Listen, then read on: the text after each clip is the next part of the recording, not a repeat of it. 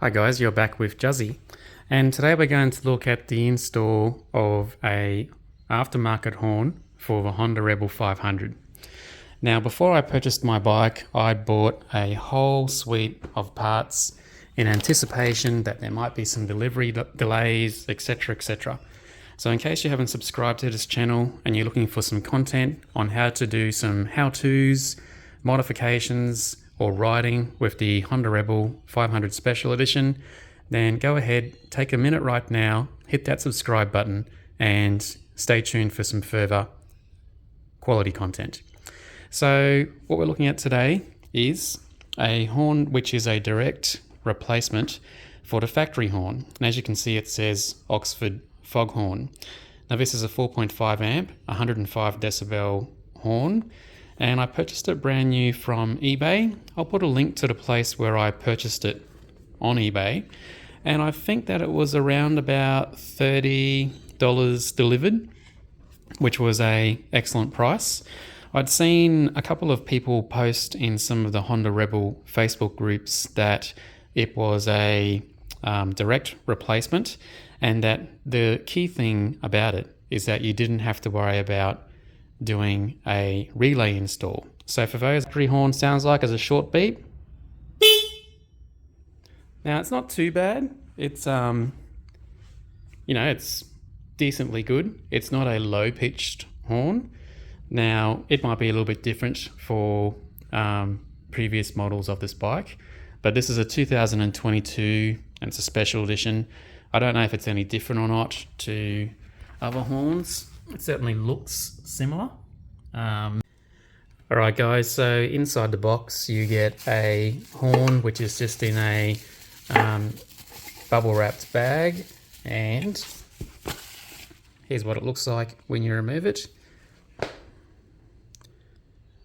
So it says 12 volt snell horn, low 410 hertz.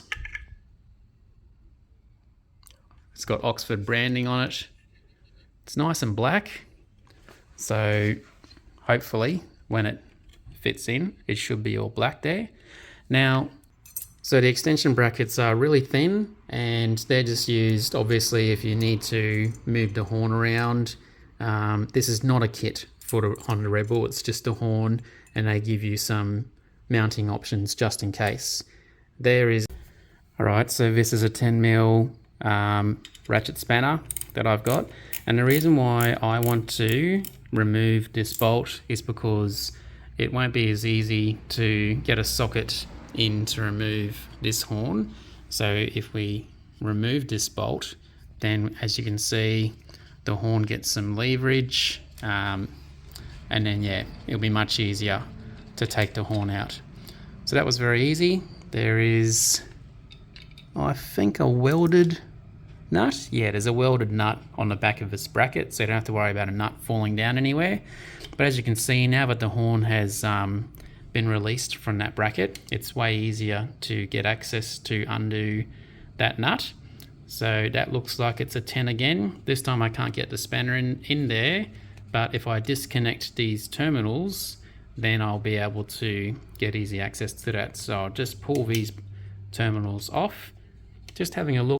Alright, so I've just pulled those wires off the terminals, and then once you do that, the horn is detached from the bike. Now this horn simply just slides out from this plastic bracket.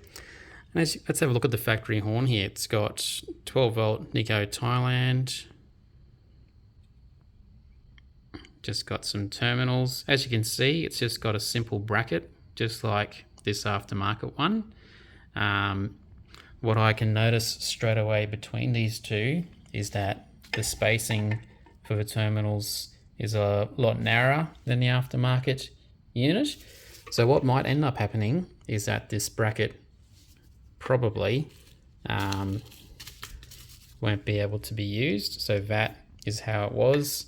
And straight away, as you can see, it is too wide to fit in that bracket.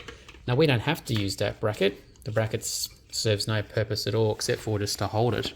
But the wiring loom might be a little bit stretched to get there from factory. We'll see. And our orientation lined up correctly. So as you can see, the bracket is supposed to go off to the side like so. And then we're meant to... I'm just going to take a break for a second. If you were to do the horn install, that's all that you would need to do. Now, in my upcoming videos, as you can see, I've got a whole box full of genuine Diablo parts from K-Speed. So I've got the whole suite of parts that you can install for the Honda Rebel. So again, if you haven't taken a minute to, please subscribe to this channel so that you can see the full in-depth install of parts to this bike. So right now, I'll go ahead and put this horn on. Now, a minute ago, I was talking about popping the horn on like this, and that will be fine. It might be a little bit of clearance issue with the tire turning like that, but the good news is that this wiring harness has a little bit of slack, so you can move it to all sorts of varying locations, and you don't actually have to keep this bracket. If you want to, you could remove it and simply mount the bracket for the horn. Let me get around the other side. You can see here that that's where the bracket for the horn goes to. So if you wanted to, you could do a custom one where it's pointing down, and then you'll definitely have no clearance issues with the tire. So in my case, because I've got this Diablo engine cover coming to be installed in the next video, I don't think that I am going to have enough clearance, because the factory horn only comes out to practically where this black part starts. Because we're not using this bracket, the thickness of this bracket where the hole mounts to here is obviously thicker than a metal bracket by itself. So when I went to go and put the rubber back through this hole, as you can see, there's still a tiny little collar there. So then when you go and put the bolt in to tighten like so, in the end there's a 2 or 3 mil little bit of movement, and so it's going to move all around the place. Now, in preparation for all little sorts of things happening when I go to install parts to this bike, I had gone down to my local Bunnings store and purchased some washers and some black bolts and clips and all sorts of things like that, as you can see there. Lucky I did, because in this case, what I'd like to do is, yes, retain the rubber dampening for the horn, but this is for you guys that are wanting to keep it in the factory location and so forth. And I turned the wheel and found that there is plenty of space. It's not going to foul. It's actually going to be like that. So there's plenty of space, probably a whole hand's worth. But yeah, you do need to have an additional rubber spacer so that that collar is sitting flush with here, and then it doesn't sort of wiggle about. You actually want the M8 version of a rubber washer, and that's because the width of the collar for that little bolt there, it's wider than M6. So as you can see, when I put one of those M8 rubber washers in there, it's now going to sit flush. So now when I, hard to do this with one hand, but when I now go to put the bolt in for the horn, it's going to sit flush. So I'm just going to tighten that now. And if the powers of the internet, hopefully I can get it reasonably tight with one hand.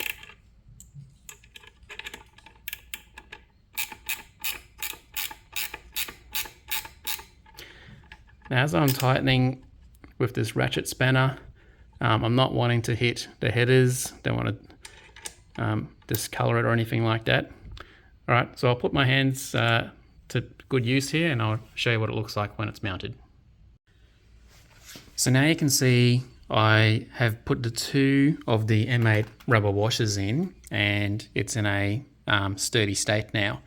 Now just thinking this through, at first the wiring harness didn't have enough length to meet the terminals, and I thought, oh no, I'm going to need to reposition the horn somehow, and I put a tiny little split cut in this here so that it had enough room at least. So you have to put a little cut in the sheath so that it can go to the width of these terminals.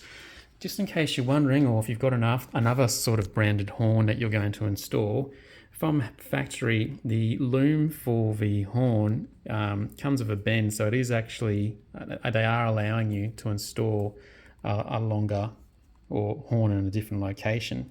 So you can actually use that to your benefit if you need to get the horn somewhere else.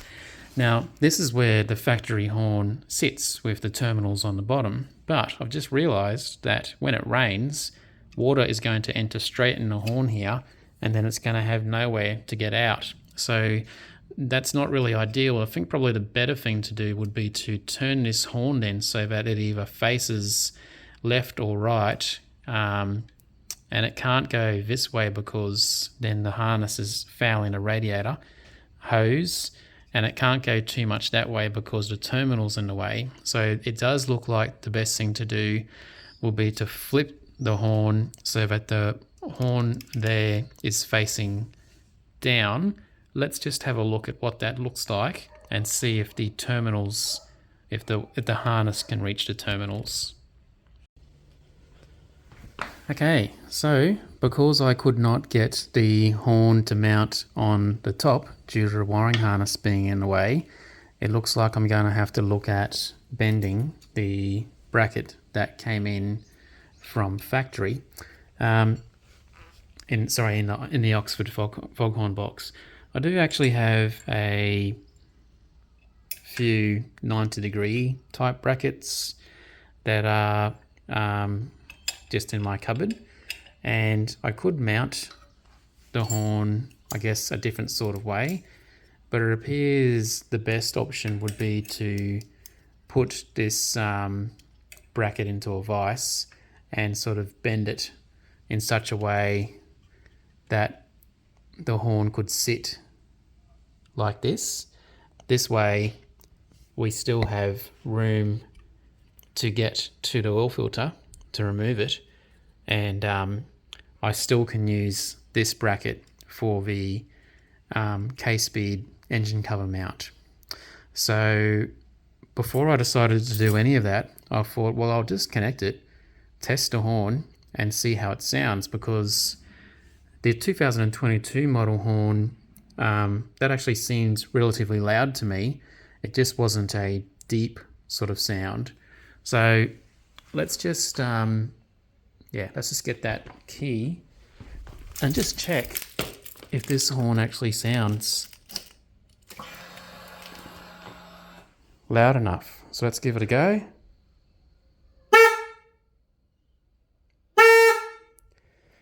Okay, so that's definitely the same loudness, but yeah, it's a much deeper sort of tone.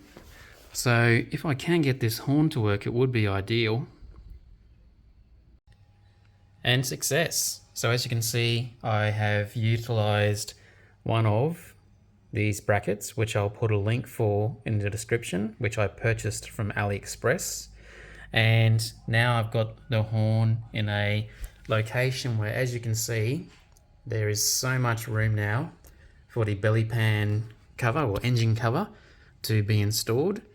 I didn't have to cut any of the wiring loom, what it is called, clip holders to keep the harness in the factory location.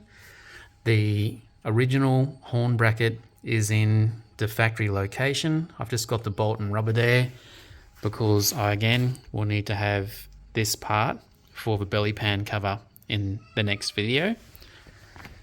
If I just come over to this side of the bike, and I'll get on the floor and just show you guys. As you can see, the horn fits now in a location behind where the headers are. It doesn't foul against the engine block, and there is nothing impeding getting to the oil filter for servicing. Here's what it looks like from directly underneath. As you can see, the trumpet for the horn is facing down and slightly forward. And as you can see, I've just got the nut that came, which is a flanged nut, which is good because on this hole here, it's a little bit large, and if the factory horn nut, it just slips through. So you need a flanged nut, or you need to put a washer there if you want to reuse the factory one, but I'm not. Now, there's no issues with the terminals. I don't know if you can see that properly, but yeah, the terminals aren't fouling in any way. It is a close fit to the factory horn bracket, but it's not fouling. So it's a win. It certainly is close, but it's actually a neater install. So if you're not going to use a belly pan, it actually looks even better than the factory location. I don't want to be beeping a horn here because it's going to drive our neighbours crazy, but I'll take it for a ride and we'll go and test it out. I'm actually going to cut this video and make a new video with the belly pan install now.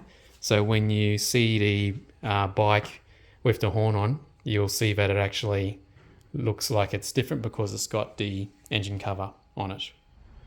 Okay guys, so I've gone to a park just down the road and just stopped the bike so I can do a quick test of the horn for you.